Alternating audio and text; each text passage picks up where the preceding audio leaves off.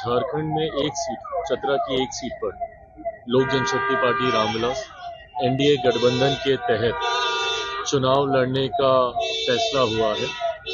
और 24 तारीख को लोक जनशक्ति पार्टी रामविलास एनडीए के हमारे प्रत्याशी जनार्दन पासवान जी वो भी अपना नामांकन 24 तारीख को वो भरेंगे और उम्मीद ही नहीं पूरा विश्वास है कि चतरा की इस सीट की जीत के साथ लोक जनशक्ति पार्टी रामविलास की शुरुआत झारखंड में भी होगी। इसके पूर्व भी हम लोगों ने चुनाव लड़ा था, पर मैं मानता हूं कि इस बार जिस मजबूत परिस्थिति में हमारा गठबंधन और पार्टी है, तो इस बार चतरा की ये सीट हम लोगों के खाते में यकीनन आएगी, ये विश्वास है। सीमांचल में गिरिराज सिंह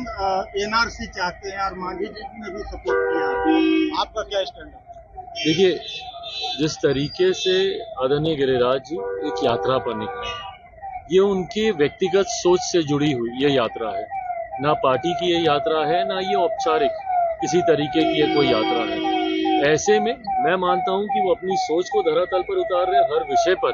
हम लोग जवाब दें ये जरूरी नहीं है। बट हाँ, जहां तक रही बात आपने एनआरसी को लेकर आपने पूछा, ये एक ऐसा विषय है जहां पे घुसपैठिए जो अवैध तरीके से रहने का काम कर रहे हैं या जो नागरिकता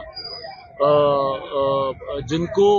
देनी चाहिए शरणार्थियों के तौर पर, औपचारिक तौर पर, ये उससे जुड़ा हुआ विषय है। इससे किसी को भयभीत होने की जरूरत नहीं है। अगर कभी इस तरीके का विषय सामने आता है, जम्मू कश्मीर में जो आतंकी हमला हुआ तो उसमें दुर्भाग्यपूर्ण है ये। और जिस तरीके से नई सरकार बनने के तुरंत बाद,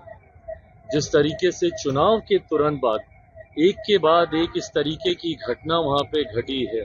कहीं ना कहीं ये राज्य सरकार की भी जिम्मेदारी बनती है कि क्या कारण है कि एक लंबे समय तक जब वहां पर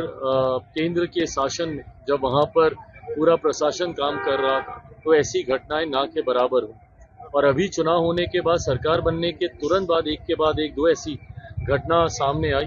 ये जरूर चिंता की बात है। केंद्र सरकार पूरी तरीके से इसकी जांच में लगी है, पर वहीं राज्य सरकार को भी ये जिम्मेदारी लेनी होगी कि क्या कारण है कि ऐसी घटनाएं पुनः वहां पर शुरू हुई।